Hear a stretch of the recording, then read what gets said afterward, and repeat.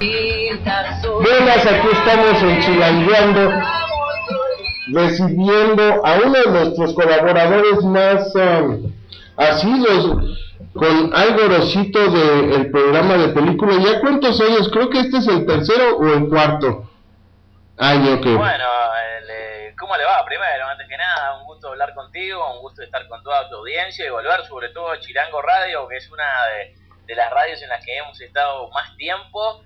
El programa de tele que se llama De Película está empezando ya la cuarta temporada, o sea, lo vamos a empezar ahora la cuarta. Escuchando De Película, que es la versión radial, creo que ya tiene 7 años y creo que ya como 4 o 5 han estado ustedes pasándolo en forma ininterrumpida, así que muchas gracias por eso. No, al contrario, yo creo que te lo agradecerán muchos de los cinéfilos que constantemente van al cine y que van a seguir tu recomendación para ir al cine. Yo creo que al final del día la gente te va a agradecer que no se ha malgastado su dinero en ir al cine, porque realmente, y yo creo que esa sería la primera pregunta, creo que se ha caído la calidad del cine. Antes teníamos películas, no sé, yo me acuerdo mucho, no sé si tú eres mucho más joven que yo, pero no creo que te haya tocado el famoso Exorcista. Yo me acuerdo que el Exorcista aquí duró 300 y pico de semanas.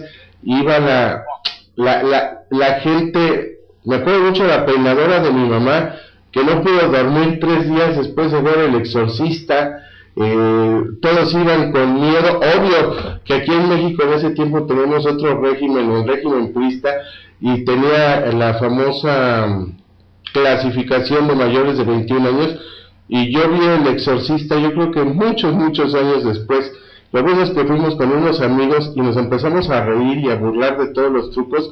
Gracias a eso no nos dio miedo. Pero ¿cómo ves eso de se nos está cayendo el cine, las historias del cine? Bueno, yo creo que desde que el cine empezó siempre se está diciendo que cada vez es peor. Digo, yo desde que tengo memoria siempre estamos bajando de calidad, y creo que al día de hoy, si le fuera a echar la culpa a eso, es a la cantidad de películas que tenemos, porque ahora con las cámaras digitales prácticamente cualquiera agarra una camarita y hace una película, por mala que sea, y en una de ellas se encuentra una destruidora. Creo que el ejemplo más claro es Actividad Paranormal, que la hicieron por 3 pesos y terminó haciendo no sé cuántas secuelas, y la primera nomás, más de $100 millones en taquilla. Casos como esos son contados con los dedos de una mano y te sobran dedos, pero creo que al día de hoy, para bien o para mal, hay muchísimo más acceso al hacer cine, porque es más barato hacer cine. Antes tenías que invertir, nomás lo que te costaba la cinta era una super inversión, tenías ciertos metros y si te quedaba mal tenías que no hacerlo, quedarte con la mala versión porque no tenías más metros de cinta, y después el revelar esa cinta era otro presupuesto. Ahora con una cámara de fotos, hace unos años acá en Uruguay se hizo una película muy famosa que se llamó La Casa Muda, que creo que costó $8.000, y tío, ese tipo de cifras es impresionante. Pero como digo, o sea, hay que saber elegir de todo eso mucho para no llevarse alguna mala pasada, pero creo que si tuviera que echarle la culpa a la decadencia del cine, creo que no es que es malo, sino que hay mucho más, y al ver más hay más malo y más bueno, pero hay que saber elegir entre lo bueno y lo malo. Oye, la duración de las películas en cartelera, ¿cómo la ves? Ya nada más están durando una semana. La que dura 2 semanas es grandioso. La que dura 3 semanas es sensacional. Pero en su mayoría creo que estamos viendo películas que duran una semana en cartelera y adiós. Sí, eso creo que depende del mercado. Por ejemplo, en Argentina, digo, yo soy uruguayo, pero en Argentina hay muchos mercados chicos o acá en el interior de Uruguay nomás, que tienen capaz que un cine para toda una sección grandísima de gente. Entonces, al tener tan pocas salas, tienen que hacer el recambio para que la gente vaya todas las semanas al cine. Entonces, ese puede ser uno de los problemas del recambio. En las ciudades más grandes, digo, México DF o Uruguay, que en realidad no es tan grande, las películas suelen durar un poquito más porque los estrenos no son tan grandes y hay más salas para que se queden más tiempo. Pero, digo, hay casos en Estados Unidos específicamente en donde duran semanas y semanas y no la sacan de cartel, que a veces que duran semanas y semanas en el primer puesto de recaudación.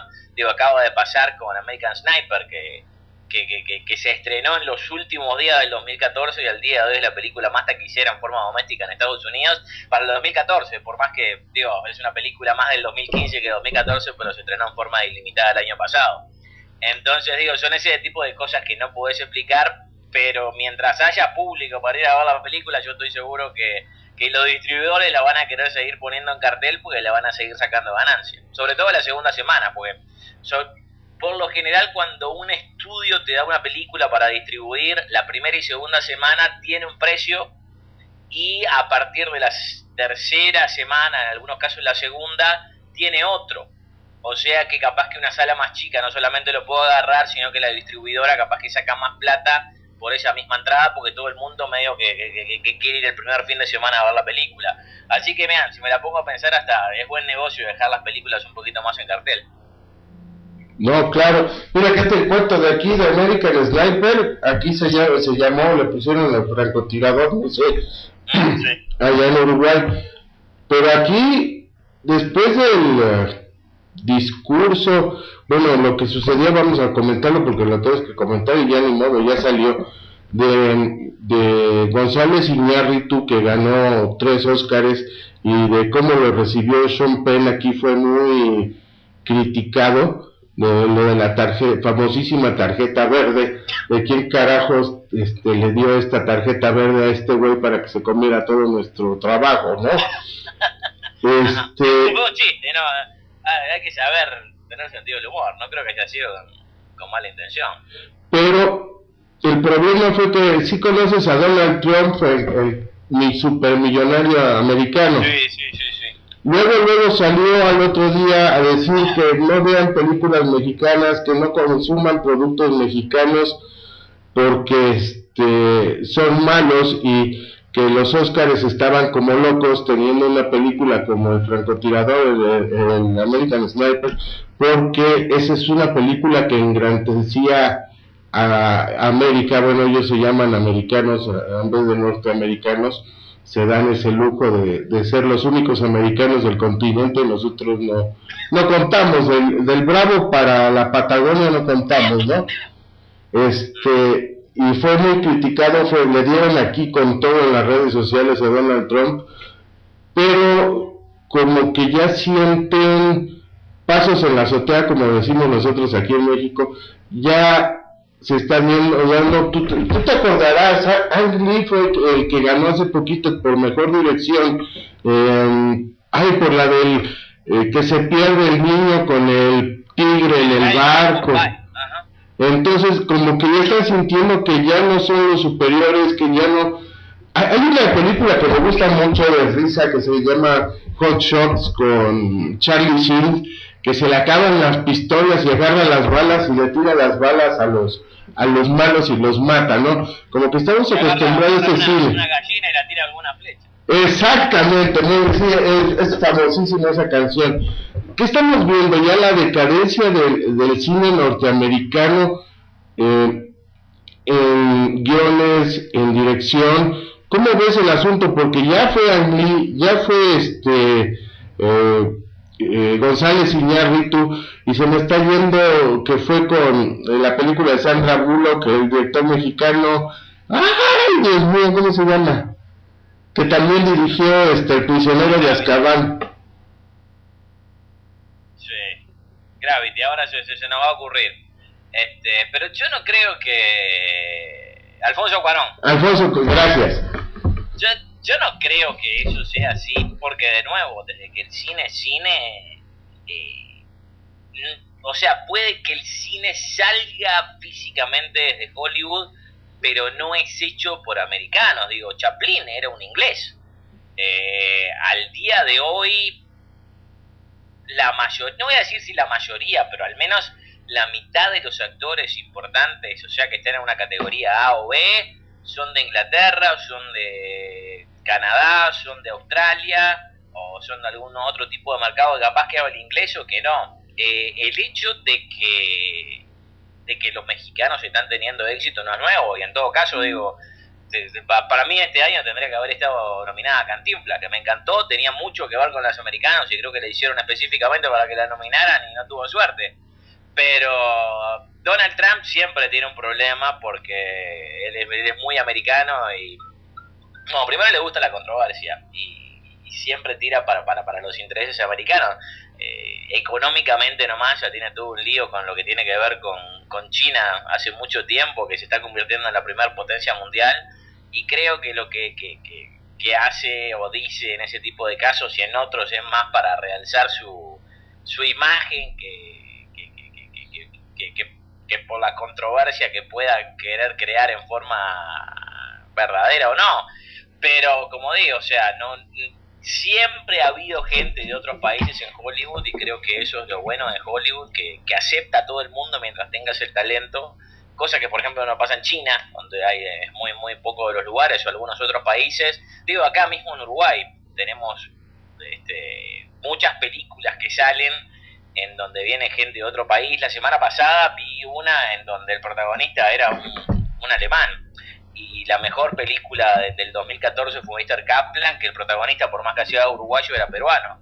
Entonces acá también en Uruguay se decía, ¿pero qué? ¿No tenemos actores uruguayos que puedan hacer películas? Y digo, no, si yo soy un creador o un productor, voy a tratar de elegir la mejor persona para mi producto, sin importar de dónde sea. Y creo que eso es algo, como digo, desde la época de Chaplin, lo tiene muy claro Hollywood y ha sabido aplicarlo a la perfección.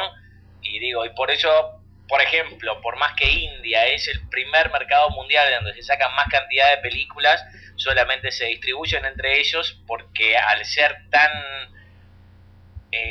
homogénea la presentación, a la calidad que tiene, son muy pocas las películas que salen y que pueden ser consumidas por otros mercados, por el hecho de que las hacen por y para ellos.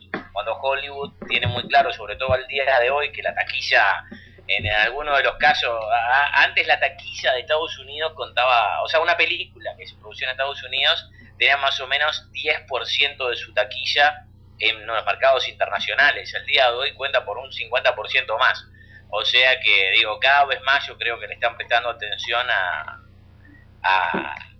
gente que viene de afuera, no solamente a actuar, sino también a crear, o sea, a escribir, a ponerle música o a dirigir, por el hecho de que el cine al final del día termina siendo un negocio, y es un negocio que hace plata. Así que dependiendo de a veces la cara que pongas, te puede terminar vendiendo más o menos plata, y creo que eso también es algo que tienen en cuenta a la hora de hacer una película.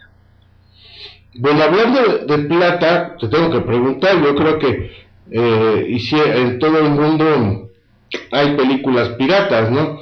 Que resulta, no sé si había visto muchas, y todas vienen como que de Rusia, ¿no? Vienen como que con letras rusas, ¿no? Como que por ahí viene la fuga, ¿no? Pero ¿cómo está? No sé de dónde la sacás. Yo las primeras que veo en buena calidad tienen letras medias asiáticas, no sé si son chinas, japonesas o qué, pero pero rusas no he visto muchas. ¿Cómo has visto por allá, o cómo está la situación de la piratería? Bueno, te soy sincero, hace más o menos 3 semanas el único videoclub que quedaba acá en mi barrio que cerró. Lo que me vino bastante bien, porque me terminé comprando varias películas originales de ahí que estaban vendiendo, porque básicamente la estaban rematando. Pero sí, el mercado casero creo que a nivel mundial ya ha muerto. El hecho de ir a un videoclub es una rareza, y que creo que solamente lo hace gente que no sabe bajar una película en línea, o por ejemplo acá en Uruguay nomás, hay ferias donde se vende desde una manzana a ropa o lo que puedas imaginarte, y por supuesto la piratería ahí está presente, y capaz que por 50 pesos acá en Uruguay te terminas comprando una película pirata que te dura toda la vida, y en un videoclub tenés que pagar 40 y devolverla 48 horas o en 24 en algunos casos, o te ponen una multa. Entonces creo que que el internet, o sea, el internet en general creo que ha matado muchos trabajos de la misma forma que la revolución industrial y las máquinas a vapor terminaron matando algunos otros hace más de 100 años, pero creo que eventualmente nos vamos adaptando y creo que teniendo en cuenta que el cine es una forma de arte y el arte tiene que ser accesible a todo el mundo, yo no apoyo la piratería porque entiendo que, como reitero, el cine es un negocio y si todo el mundo empieza a piratear, no van a tener plata para hacer las películas que a nosotros nos gustan, o sea, no se van a poder gastar 200 millones de dólares en hacer una película de efectos especiales y vamos a tener que dar cosas muy baratas. Lo que a veces es bueno y a veces es malo, porque con poca plata capaz que se puede tener un poco más de creatividad y te terminaste encontrando con cosas que ni te esperabas, que si te hubieras gastado 10 veces más plata hubiera quedado hasta artificial. Pero yo creo que la piratería está acá para quedarse, de la misma forma que el cable también, cuando surgió, hizo un problema a la hora de la distribución casera, pero es todo culpa del internet, así que yo le echo la culpa al internet. ¿Qué te parece todas estas industrias, bueno, es que no es empresas, servicios que han aparecido, Netflix, las mismas cadenas de televisión por cable aquí, Cablevisión, Claro Video, etcétera, etcétera, ya ponen sus servicios o ya te incluyen un servicio o te tratan de vender un servicio de ver películas. Obviamente no son las películas de cartelera, en algunos sitios te pasan algunas películas de 2-3 meses ya que han salido de la cartelera y te cobran pues una buena cantidad, pero en su mayoría son solamente con la suscripción. Vamos a evolucionar a ir a dejar de ir al cine físico para ver el cine en la casa. Bueno, yo creo que hay varios factores para eso. Primero, o sea, eso se llama Video on Demand o VOD. Y creo que eso es una de las formas creativas en donde los estudios aprendieron que no pueden erradicar la piratería, así que están buscando otros medios para que la película te llegue a tu casa y puedas pagar por ella y te sea más fácil apretar un botón en la computadora que pararte e ir hasta la feria y buscar un DVD que capaz que está rayado y no vas a poder ver. Creo que en lo que tiene que ver con la gente, o empiezo por el final, con la gente yendo al cine, creo que depende de una película o de qué tipo de película sea. Por ejemplo, las películas de Marvel o de superhéroes, yo quiero verlas en la pantalla más grande posible. Si es IMAX 3D, mucho mejor, y eso no puede replicarse en la casa, por más que al día de hoy casi todo el mundo en su casa tiene una televisión plasma de 40 o 30 pulgadas para arriba y prácticamente como que tiene el cine en casa. Pero el cine siempre va a tener no solamente la pantalla más grande, sino también la experiencia comunitaria de estar compartiendo con la gente ese momento único que es el proyectar una película rodeado de gente que está en la misma que vos y que te gusta. Si vas a ver un drama francés en donde solamente hablan, yo no sé si vale la pena ir al cine y verlo de esa forma. Capaz que es mucho mejor verlo en casa, a la vez de que se está produciendo muchísimo cine de altísima calidad por canales de cable, sobre todo HBO, que al día de hoy hace mejores películas que producciones que salen a cine, por lo que yo creo y esas películas nunca llegan al cine porque no están producidas para cine. Entonces creo que poco a poco la oferta y la demanda creo que es lo que va a hacer esto, pero por eso es que también estamos viendo tantas secuelas, tantas películas de alto presupuesto, sobre todo lo que tiene que ver con los estudios, por el hecho de que saben de que el único elemento que tienen al día de hoy para llevar a la gente al cine es darle un espectáculo lo suficientemente grande como para ser disfrutado en forma obligatoria en la pantalla. Y no creo que sí, es mucho más fácil verlo en la casa, y alguna película, digo, no entiendo por qué siquiera llegan a los cines. Nosotros, con una muchacha que se llama Romina Costa, nuestro canal de YouTube, que ya les comento, es youtube.com/gorosito.tv, todos los viernes a las 21 horas de Uruguay hacemos una sección en vivo, no solamente comentando las películas que se estrenan acá en Uruguay, sino también haciendo una sección de preguntas y respuestas, que esta última semana se nos terminó siendo más larga que la cartelera. Creo que la cartelera duró como 50 minutos y la sección de preguntas y respuestas que nos pueden hacer en vivo ahí la gente duró más de una hora.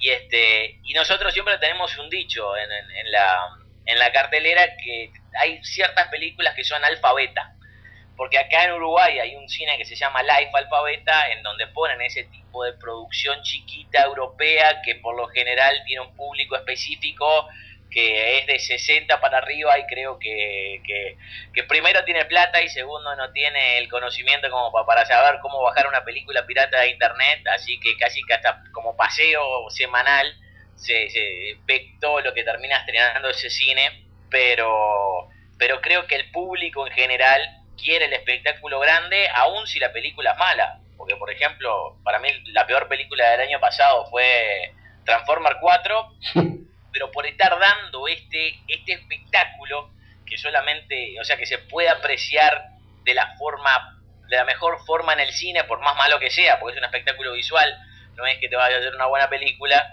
es que la gente terminó yendo y capaz que la terminó viendo 3 o 4 veces. Y a la larga no sé qué pasará, pero sinceramente puede que las salas se sigan haciendo mucho más chicas, pero el cine como un lugar físico no creo que desaparezca, más allá de que Steven Spielberg y George Lucas están diciendo hace tiempo que va a terminar simplemente para unos elegidos en 40 o 50 años. Oye, haciendo una familia ideal, vamos a decir, una familia promedio de padre, madre y 2 hijos, ¿cuánto te sale allá ir al cine? Contando comida, estacionamiento, entradas, etcétera. Yo tengo carnet de prensa y la entrada no estoy muy seguro cuánto vale, pero creo que es como 200 pesos, que son unos 7, 8 dólares, así que vamos a ponerle 8 por 4, 30 y ¿cuánto? 32. Uh-huh. O sea que son 32 dólares en entradas. El popcorn que te puede costar, vamos a decir, 10 más. Yo creo que una familia de 4 con estacionamiento y eso, creo que por menos de 100 dólares tiene una salida dominguera. Hablando en dólares, les digo, tal vez menos. Yo no tengo familia, así que no sé, siempre voy solo y en las funciones de prensa que son gratis. O con carnet de prensa, en el caso que no sé.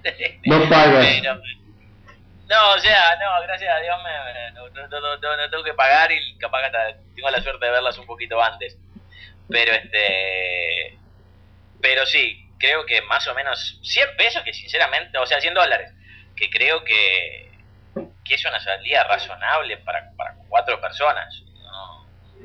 No lo veo como algo caro, ni privativo. Más allá de que, como digo eso, también digo, capaz que vas a la feria y por 10 dólares tenés la misma película y pirateada en tu casa. Que hay mucha gente que se pone a hacer esa cuenta y encima si es una película para niños, sobre todo si vas para niños que la quieren ver en un loop constante las 24 horas, ya la tenés ahí hasta que se te gaste y te tengas que comprar otra.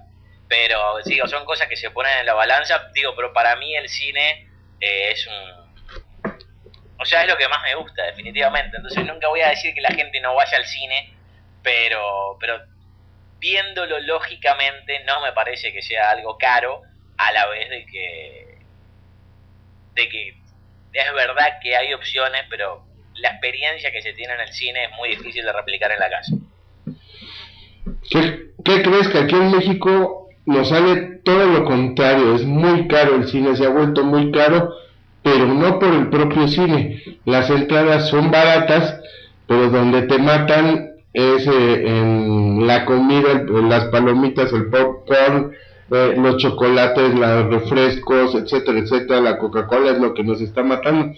Pero resulta que todas las salas están casi llenas, todo el mundo da el tarjetazo, a ver, ahorita pago, ya después a ver cómo le hago para pagarle al banco, pero como que se ha vuelto más una salida para novios, para salir con la familia. Ya no es vamos a ver la película, sino vamos a estar en familia y vemos una película. Sí, a mí una cosa que siempre me llamó la atención, digo, como les cuento, vengo haciendo el programa hace tiempo y cuando cuando recién surgió el 3D, yo me acuerdo que la gente de México me comentaba que, digo, yo en aquel tiempo vivía en Estados Unidos y capaz que una entrada normal la pagaba $10 y una entrada 3D la pagaba 12, y más o menos eso se daba en todo el mundo. Pero en esos primeros tiempos, por lo menos, no sé cómo será ahora, ver una película 3D en México te salía, en vez de 10, $40. Sí. 4 veces. Y eso sinceramente fue una de las cosas que nunca he entendido ustedes, siendo mercado que consume tanto cine. Digo, yo me pongo a ver las estadísticas de mi canal de YouTube y por lo menos 30-35% de la gente que ve mis videos es de México. Por eso los quiero tanto a los mexicanos. Y digo, y asumo que es porque es un país cinéfilo que no solamente le gusta el cine, sino estar informado de cine y saber la crítica y también lo que se viene, que es de lo que se trata de nuestro programa. Entonces, capaz que hasta las salas aprovechan ese mismo hecho para saber que como digo, oferta y demanda, así que le tratan de sacar el mayor juego posible, por lo menos en esos primeros tiempos, que comprarse un proyector 3D o varios para una sala de cine, porque es uno por sala, era una inversión que iba a los $100.000 y había que desquitarlo de alguna forma. Ahora capaz que como todo lo que es tecnología está bajando y ya es más barato, pero ahora, ¿cuánto está en comparación una entrada normal a una entrada 3D allá? El doble. El doble, está, sigue estando cara. Sí. Sobre todo ahora que el 3D está pasando de moda. Y ya la gente se siente decepcionada porque, ¿cómo te puedo decir? Ay, yo la primera película que me obligaron a ir a ver en 3D, porque fue una obligación de mis hijos, El Maestro del Aire, el Avatar, ya viendo en serio las escenas 3D, habrán sido unas 5 o 7 y se acabó. O sea, no valió la pena tanto pagar para 7 escenas de 3D de ¿qué te gustan? 2-3 minutos, ¿no? Ya las han tratado de hacer más grandes las secuelas de 3D, las escenas de 3D, pero aún así como que, pues sí, pero pues no, es mejor la pantalla IMAX o aquí lo que se llama ya el 4D. Sí, acá 4D no existe, pero el 3D es complicado por varios motivos. O sea, sobre todo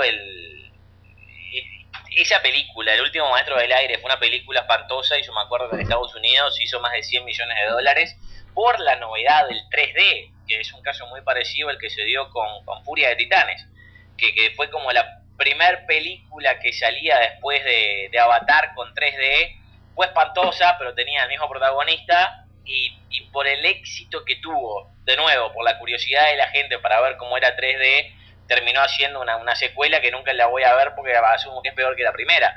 Pero en aquel momento, con Furia de Titanes, o sea, ya tenían la película hecha y simplemente hicieron lo que se llama la postconversión, o sea que alguna flecha, algún monstruo o algo así lo terminaron convirtiendo en 3D, que fue algo muy parecido a lo que pasó con los últimos Maestros del Aire, o el último Maestro del Aire, y creo que la diferencia está en las cámaras que se usan para filmar. O sea, hay cámaras que te filman directamente en 3D, como las que usó James Cameron en Avatar, o las que usaron yo qué sé, en las de Resident Evil, que son, digo, por más que la película sea mala, y Avatar me gustó, pero la Resident Evil no, el 3D se nota que es real y realmente hace una diferencia. Cuando es una postconversión, como por ejemplo pasa con todas las películas de Marvel, no realza el producto por el hecho de que está hecho a prepo, a las malas, y creo que para mí es notorio no solamente cuando la vas a ver en 3D, sino cuando la vas a ver en 2D, porque se ve que de la forma que la hacen, cuando es en 2D, de todas formas queda como despegado lo que tendría que ser en 3D del fondo, y reitero, queda demasiado artificial. Lo que decía al principio de cuando se gasta más plata que Marvel o Disney, no tiene nadie, pero creo que eso es un problema, y creo que ese problema ha generado que esté pasando de moda y que ya sea, no voy a decir una rareza ver una película en 3D, pero digo, hace 4 años se estaba hablando de poner una categoría en los Oscars de mejor película en 3D o mejor 3D. Digo, eso no creo que vaya a pasar ahora, nunca. Entonces, son modas, y creo que es una moda que que capaz que hasta por el hecho de que es un poco más cara no se estableció, pero digo, no es la primera vez que pasa en la historia del cine, porque 1000 veces ha ido y venido el 3D, y esta vez suponía que era para quedarse, pero parece que no va a pasar.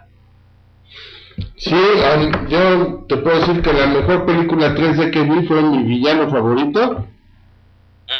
Y el dibujito por lo general sí, siempre lo hacen muy bien. Está es un medio ideal para hacer 3D. Para los niños está muy bien, pero hasta ahí, o sea, puedes ver la misma película sin ningún problema en original, vamos a decirlo así, en formato original, y no pasa nada. Claro, sí, yo creo que con lo que acabas de decir, medio que me confirmás lo que dijiste, porque también me acuerdo que hace unos años hicieron una reedición del Rey León en 3D, no sé si te acordás. Sí. Y yo la había visto tantas veces que dije, no voy a verla de nuevo en 3D, pero quería sacarme la curiosidad de cómo era esta post-conversión. Entonces, yo siempre en Estados Unidos pagaba una entrada y veía 3 o 4 películas cambiándome de sala, pero siempre compraba cosas ahí en el stand de comida, que esa era mi justificación para decir que estaba gastando plata en el cine. Y entre película y película se me dio que fui a ver un pedacito del Rey León, y sinceramente, o sea, esa post-conversión era simplemente como que el dibujito del Rey León estaba un poquito más adelante que el fondo, pero también en una pantalla plana, como esos libros que abrís que tienen como figuras y se arma una ciudad y son como cartones armados. Me pareció eso, y no cosas 3D como mi villano favorito, que está creado desde un principio sabiendo que lo vas a ver de esa forma. Entonces creo que hasta ahí se demuestra la diferencia de la postconversión del 3D o cuando lo haces original, que digo, para mí primero no vale la pena el hacerlo, y segundo no vale la pena gastar plata, y sobre todo como en México sale mucho más caro. Sí, y no sé, o sea, como que estamos escasos de grandes éxitos. Aquí estamos esperando los grandes éxitos que vienen, ¿no? Avengers, La Guerra de las Galaxias, pero por ahí, debo hacer un comentario, salió una película que se llama Maléfica. Un argumento, pues bueno, muy bueno, si tú quieres decirlo así, o sea, ver el otro punto de vista del villano, pero al final mi hija me dice, bueno, pero si se llama Maléfica no puede ser buena. Bueno, hay que acordarse que el nombre ya lo tenía antes que hiciera la película, o sea, esto es la Bella Durmiente, y en la Bella Durmiente ese personaje se llamaba Maléfica, así que ¿cómo le cambias el nombre? Benéfica no le hace gracia a nadie.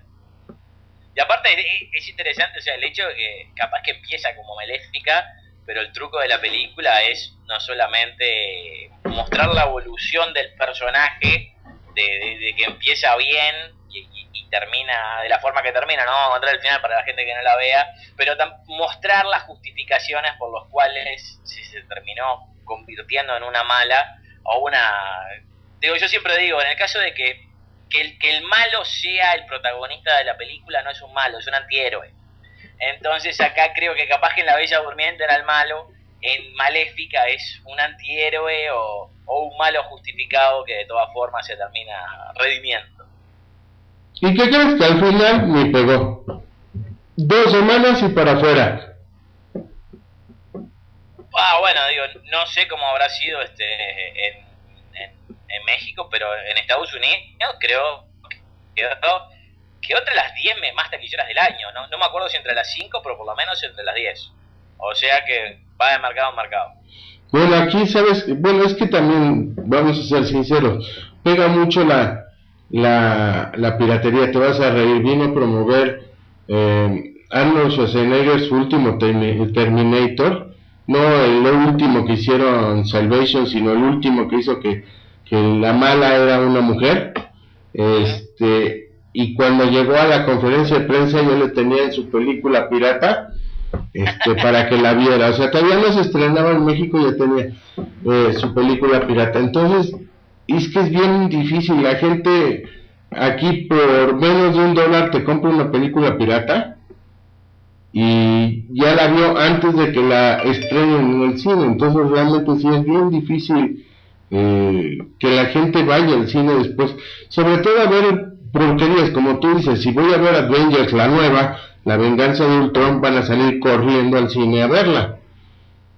Pero sí, bueno, aquí ahorita el último éxito de la moda es, no sé, así allá en Uruguay, yo pienso que sí, en Uruguay, Argentina y todo, son las 50 sombras de Grey. Ajá. Entonces no sé Y cómo. eso también es una película para ver en la casa, no tiene... En realidad está medio antiproducente ir a verlo al cine, pues me enteré, creo que en Estados Unidos llevaron preso a una tipa por estarse masturbando mientras miraba la película, así que hasta te puede traer problemas verla en un cine. ¿Cómo la clasificas esta película? ¿Es una película semipornográfica? De hecho, es una película pornográfica porque muchas mujeres aquí en México opinaron que es mucho mejor el libro. Pues, realmente es un fenómeno que yo no entiendo y tengo mis teorías para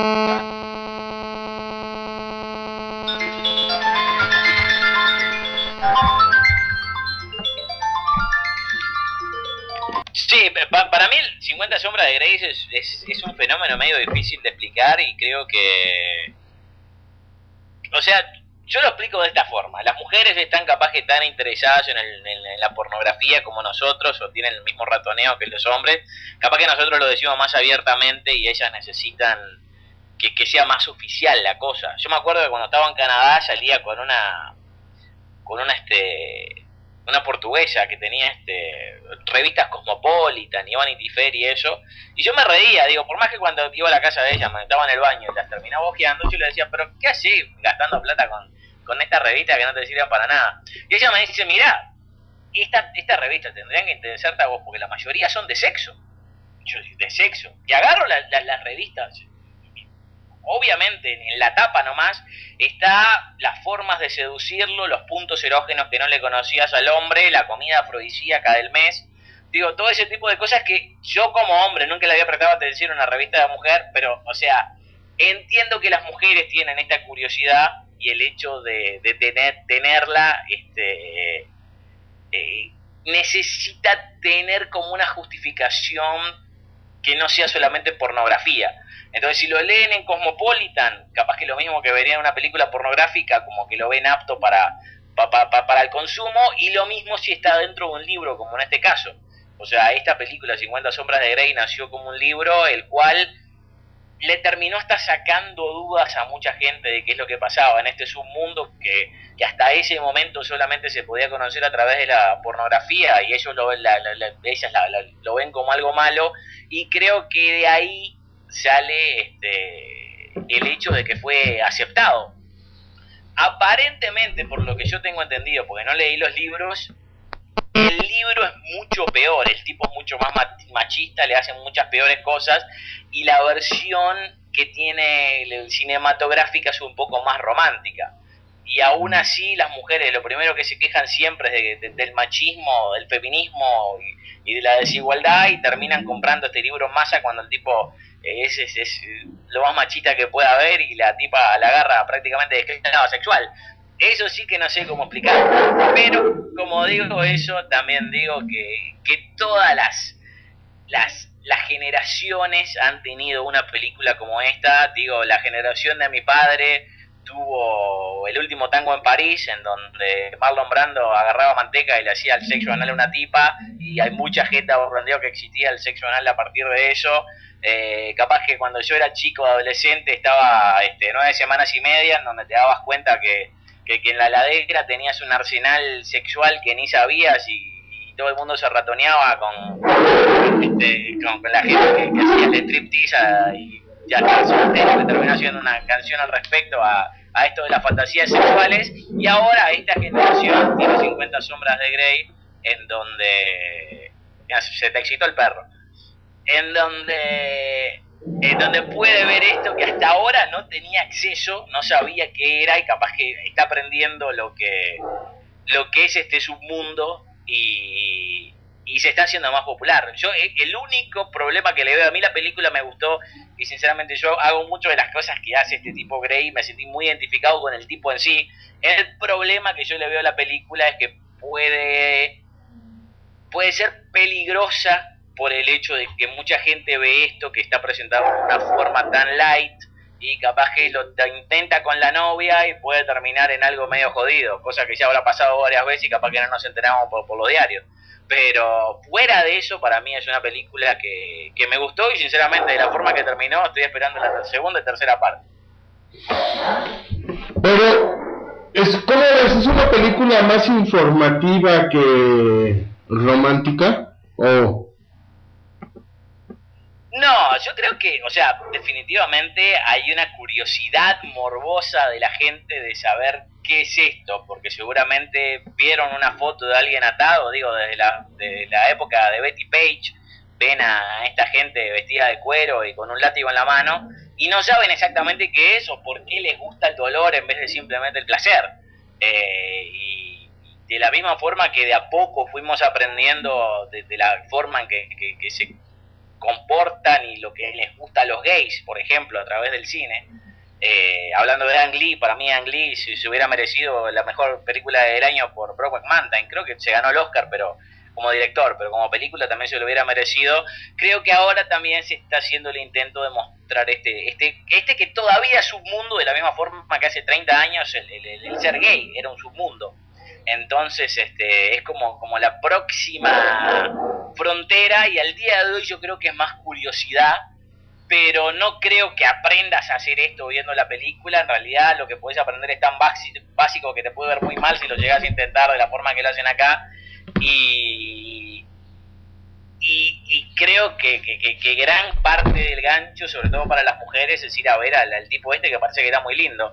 Así que creo que, y medio que también es, si te la pones a pensar, es prácticamente una fantasía de la misma forma que lo es todas las novelas de la tarde. Digo, la muchacha, en este caso no es una muchacha del campo que viene con el millonario que la salva, se casa y la quiere, sino que es una pobre tipa que no sabe ni vestirse, que es estudiante de literatura y va con el Donald Trump joven, hablamos de Donald Trump, y le cumple todas las fantasías y se deja hacer lo que quiera, básicamente porque el tipo está bueno y tiene mucha plata. Yo creo que si el tipo fuera guardia de seguridad y no tuviera un peso y encima fuera gordo, feo y viejo como yo, no creo que se dejaría Entonces digo, yo creo que es parte la fantasía, parte la curiosidad y parte el hecho de que es la primera película que se anima a hacer esto en una forma tan abierta. Como digo, antes solamente podíamos conocer esto a través de la pornografía. Han habido otras películas como las que salen en la noche en Cinemax, en donde se muestra un poco de esto a veces, pero hecho por un estudio grande. Creo que es la primera vez que se animan a hacerlo, y con el éxito que tuvieron definitivamente no creo que sea la última.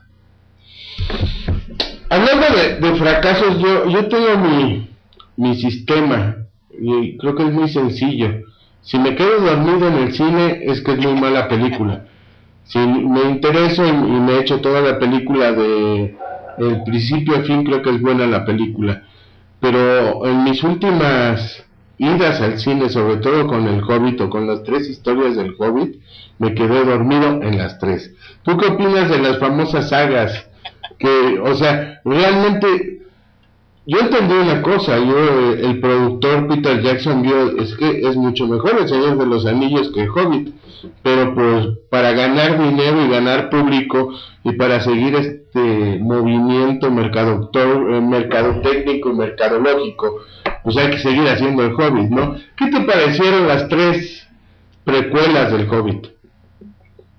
Bueno, yo tengo toda una historia con El Señor de los Anillos, porque la primera no la vi en el cine, la vi en mi casa y no me gustó, pero dije, bueno, como es el primer capítulo de 3, capaz que es aburrido, digo, porque todos los principios son aburridos. La segunda creo que la fui a ver una noche buena con mi novia en aquel momento en Estados Unidos, me quedé dormido 2 veces. Y al año siguiente, que siempre la estrenaba más o menos en la misma fecha, creo que un fin de año la fuimos a ver. Entré a la película, me quedé dormido, me aburrí tanto que salí de la película, me fui a jugar unas maquinitas que había ahí enfrente de la sala, o sea, dentro del mismo cine, pero en la puerta, hasta que literalmente apagaron las luces y tuve que entrar obligatoriamente a ver la película, para que después de 3 películas y 9 horas del Señor de los Anillos, vengan unos fantasmas que no sé de dónde salieron y en menos de 45 segundos ganen una batalla que era imposible, y a partir de ahí se toman 45 minutos más para contar qué fue de la vida de cada uno de los personajes. Y eso ganó 11 Oscars. Yo hasta el día de hoy no entiendo ese fenómeno, y como me resultó un rechazo tan grande El Señor de los Anillos, no vi las de Hobbit y no voy a verlas. Tenía esperanza de hacerlo cuando en un primer momento Guillermo del Toro iba a ser el director, y simplemente por el hecho de ver algo de él le hubiera dado una oportunidad de Hobbit, pero cuando volví a manos de Peter Jackson no las vi, ni las comenté, ni hablo al respecto de esa película, a no ser que cuente esta historia, hable mal de ella, porque no me gusta. Así que no tengo una opinión sobre el Hobbit, pues sinceramente no lo vi. Pero en lo que tiene que ver con las sagas, yo creo que al día de hoy lo que está de moda no solamente es las sagas, sino lo que la gente reconozca, y así es como se hizo una película de batalla naval, o ahora se va a hacer una de Monopoly, no solamente porque son productos que la gente reconoce, sino que capaz que está interesado en ver qué es lo que hacen con ese concepto.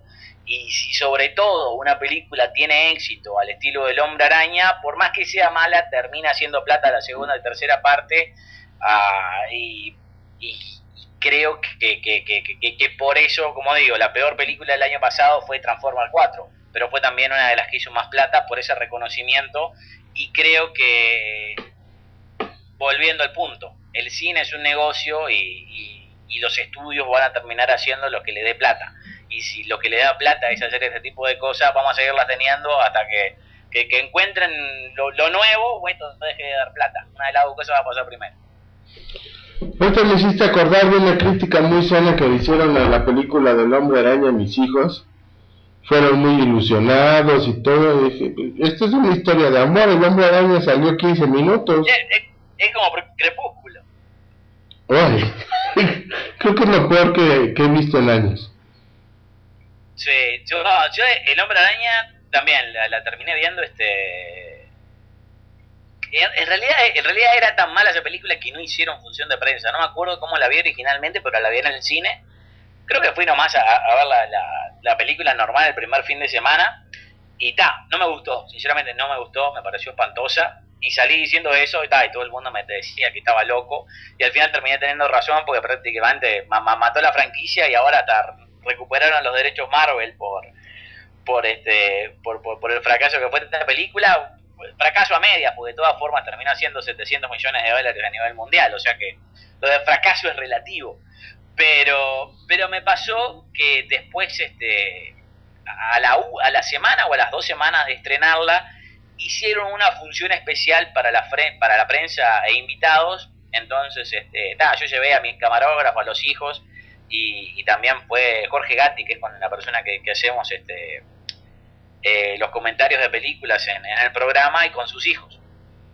Entonces, para que entre el camarógrafo, yo terminé yendo, pero en vez de entrar a esa película, me terminé yendo a ver un documental que acá hicieron de Maracaná.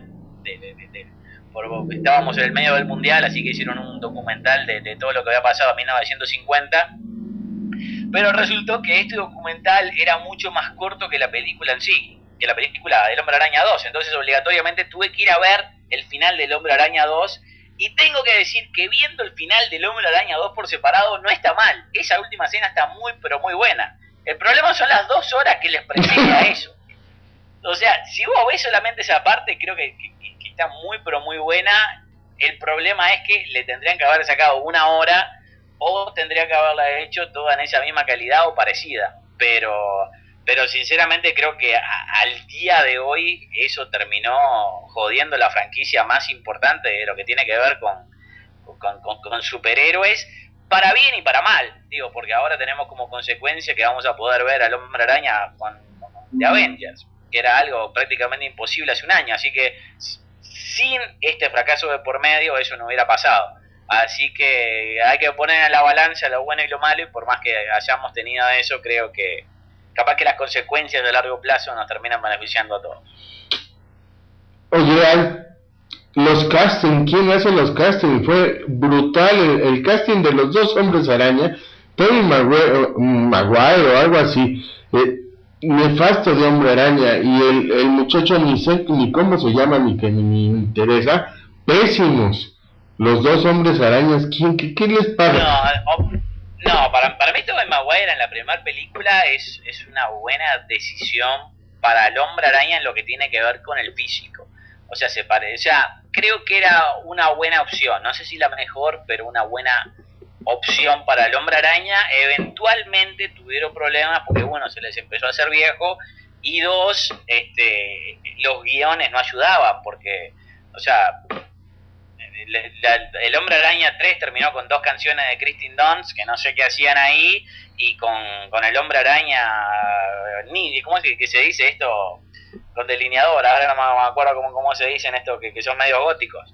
Uh-huh. Entonces creo que el papel no le ayudó, pero Andrew Garfield, que es el que hizo del último Hombre Araña, creo que realmente captó el espíritu de Peter Parker, o sea, de la otra mitad del Hombre Araña, y del Hombre Araña en sí también, digo, porque es una extensión de eso, y creo que es la versión más parecida al cómic original. Yo no creo que Andrew Garfield haya sido una mala opción, a no ser por el hecho de que lo agarraron muy viejo, porque cuando empezó a hacer el papel tenía 27 años y supuestamente en la película tenía 17. Entonces... Pero bueno. Digo,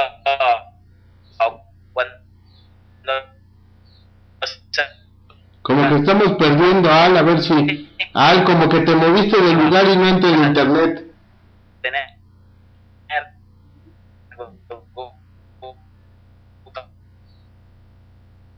A ver si...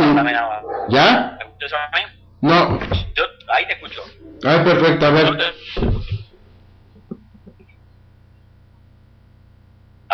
Ahora sí, te hablo por las dudas, ¿me escuchás?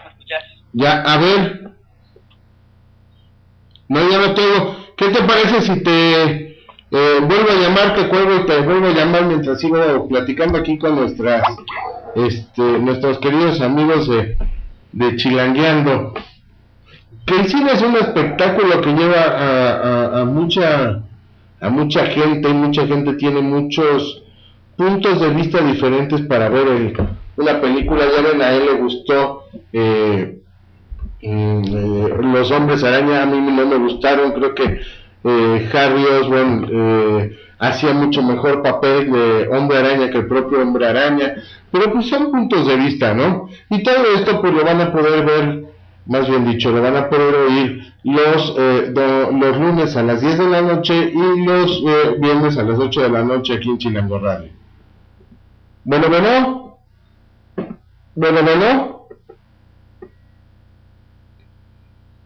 Tenemos un pequeño problema, pero bueno.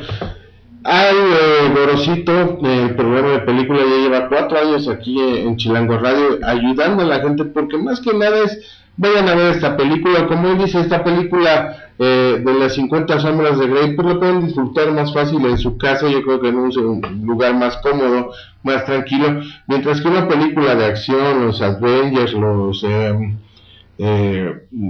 Batman, etcétera, todas esas películas sí se tienen que ver en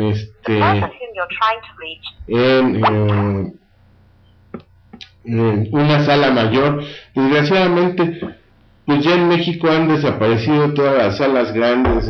Yo me acuerdo muy de niño, íbamos al cine, en vez de ir a ver la televisión nos costaba 3 pesos y nos daban 3 películas aquí en el Cine Gloria, un cine enorme. Pues eran otros tiempos, obvio, no había tanta inseguridad, ibas tranquilamente al cine y ahí conocimos a Bruce Lee, conocimos a Trinity, cine italiano, conocimos las grandes producciones de los años 40, 50 de Hollywood, y nos entretenía un cine. Bueno, a ver si ya logramos localizar a algo, Rosita. Estoy acá. Ah, perfecto. ¿Cómo ves lo que se nos viene, Al? Lo nuevo. Bueno, lo nuevo es muchísimo, ¿no? Es demasiado como para poder reducirlo a una respuesta. Pero en lo que tiene que ver con este año, yo creo que andamos bastante bien. Creo que este año, en teoría, tendría que marcar un antes y un después en lo que es la historia de las recaudaciones y la taquilla mundial, porque estamos teniendo estrenos grandes prácticamente todos los fines de semana.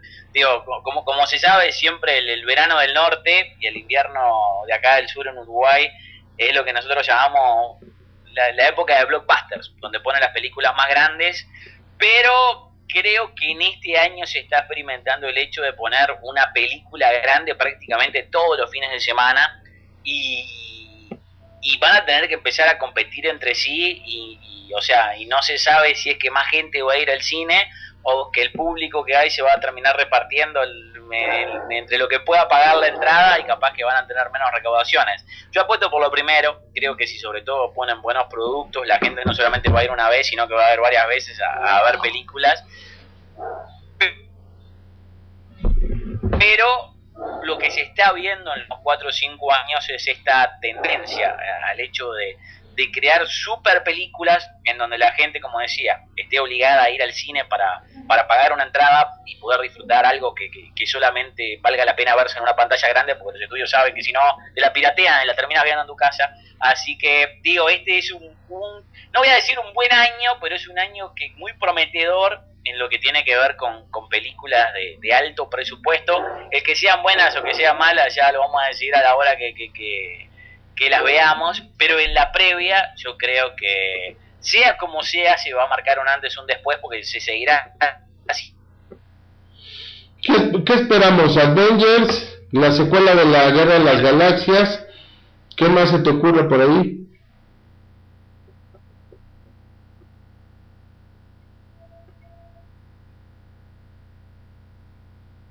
Creo que ya se nos volvió a ir ahí. Sí, yo creo que tenemos problemas con su internet. Yo no sé, a mí me llama mucho la atención pues el regreso de la Guerra de las Galaxias, no las viejas precuelas que fueron tan malas a cargo de George Lucas, donde sí ahí se veía una diferencia impactante entre lo que vimos con Luke Skywalker y Darth Vader en naves, en efectos, y después la gran tecnología que hubo con las nuevas precuelas, donde sí se me está ocurriendo ver, no sé, también un Luke Skywalker viejo, un Han Solo viejo, una princesa Leia vieja, un Chewbacca viejo.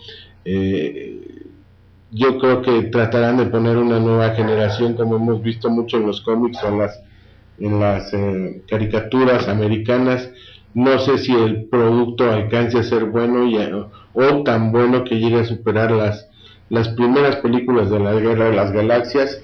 Creo que el éxito asegurado del Avengers comandados por Robert Downey Jr. Son muy buenos actores, tienen muy buenas historias, que las historias han sido pues ya, ¿cómo les podemos decir?, pasadas por tiempo. La Era de Ultron es una saga del cómic que adaptándola a una película va a llevar un buen argumento. Entonces sí vamos a salir adelante, yo creo que en estas dos películas, en estas dos series, yo creo que es dentro de lo mejor que vamos a ver, aunque hay producciones más pequeñas que también son muy interesantes. ¿Ya estarás por ahí, Al? Bueno.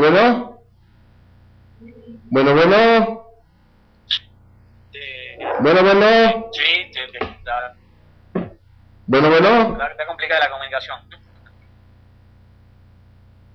Hola. Bueno. Yo te escucho cortado, pero te escucho, no sé vos a mí. Sí, perfecto. Sí. ¿Qué te parece de lo nuevo Avengers y la secuela de la Guerra de las Galaxias? No, te escuché Avengers y la Guerra de las Galaxias.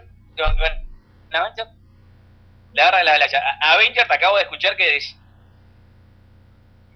sí que es una adaptación del cómic y no, digo, yo leí el cómic y el cómic no tiene nada que ver con esto. O sea, lo único que le sacan es el título. El cómic se trata de Wolverine, que Wolverine es un personaje de Fox que ni siquiera pueden usar en este tipo de películas. Va a ser completamente diferente y en realidad en la era Ultron de cómic apenas aparece Ultron y acá va a ser un personaje principal que cuenta sus orígenes. Hasta en el cómic fue creado por Ant-Man, que todavía ni siquiera existiría en esta continuidad de las películas. Acá lo va a crear Tony Stark. Pero, como digo, nosotros nos especializamos en lo que tiene que ver con películas de cómics. Por eso tenemos con Choclo 3D un bloque todas las semanas en el programa de televisión, que lamentablemente la versión radial que escuchen ustedes nunca sale, o muy pocas veces ya.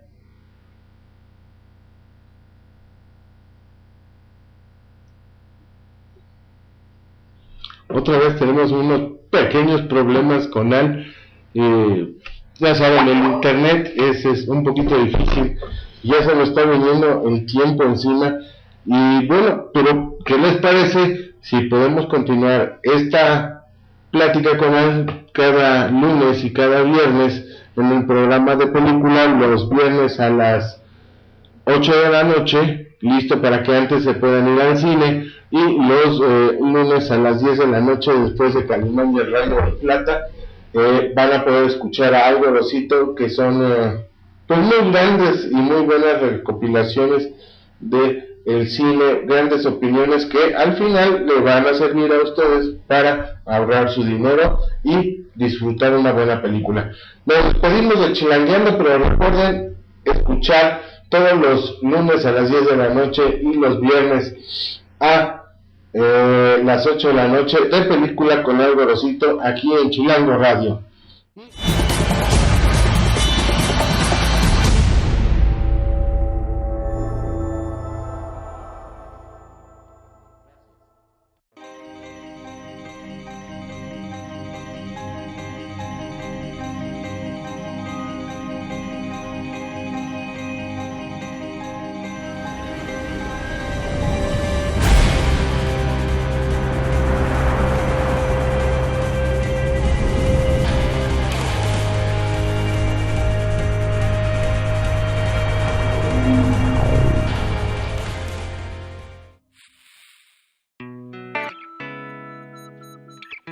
Fotofilmación 22, video y fotografía profesional.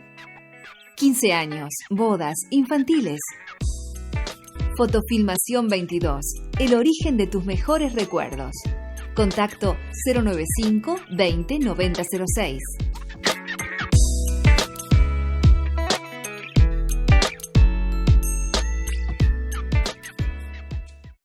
Hotel Cottage lo espera con 60 habitaciones y 3 suites frente al mar. Dispone también de salones multipropósito, adaptables a todo tipo de eventos sociales y empresariales. Ampliado y remodelado a nuevo, ofrece un diseño moderno, pero conserva la hospitalidad y calidez de siempre. Hotel Cottage, en la Rambla de Carrasco.